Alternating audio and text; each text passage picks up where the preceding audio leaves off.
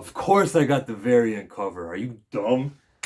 My man here, except he's got longer hair. How the hell did that happen? Wait a minute. Flaw. Did he have long hair in the comic book though? Let me see. Cause it was right after War of Realms, wasn't it? Man, his hair is long over here.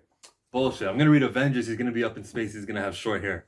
Okay, I'm not mad at this comic book. It's Thor. It's what I expect from Thor. He's gonna talk about godly shit. He's gonna talk about the Thor language shit. You're gonna get that mystical speech bubbles over here where it's speaking, nay, the fighting must end.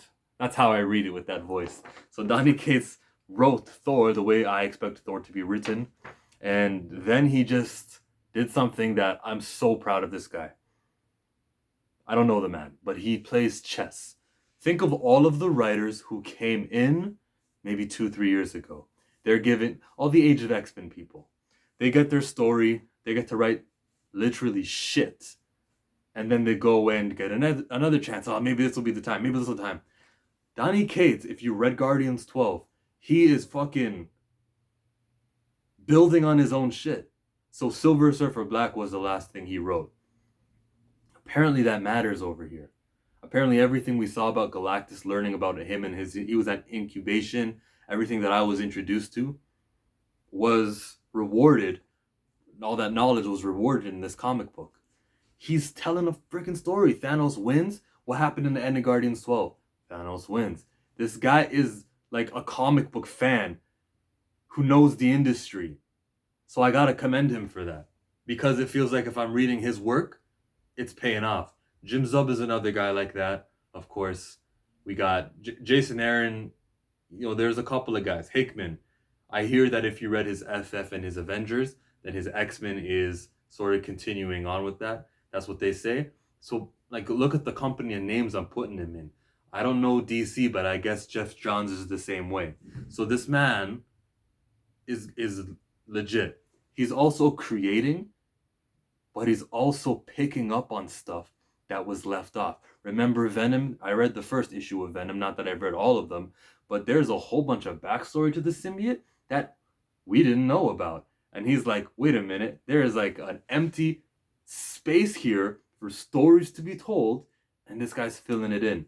Galactus? Well, whatever happened to that first universe that ended? I'm sure there's like a one paragraph explanation by Stanley Jack Kirby back then. I'm guessing. But over here, it's the Black Winter. That's a cool name, the Black Winter. And I'm interested all of a sudden in seeing Thor. He's a king now. I like the touch of Iron Man with the Sharpie saying, good luck in your retirement. Does that mean he's not going to be part of this team anymore? Probably not. Maybe when his hair grows back to full length, then I'll assume that the time skip has occurred.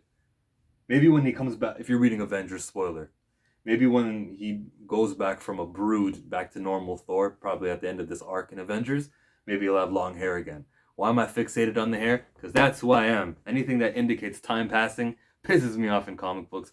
Because Ms. Marvel, do I have a picture of her? No, I don't have Kamala Khan up here. But Ms. Marvel stays a teenager, even though she's had a summer break where she went back to Pakistan. Time has passed in her comic book and she's still young.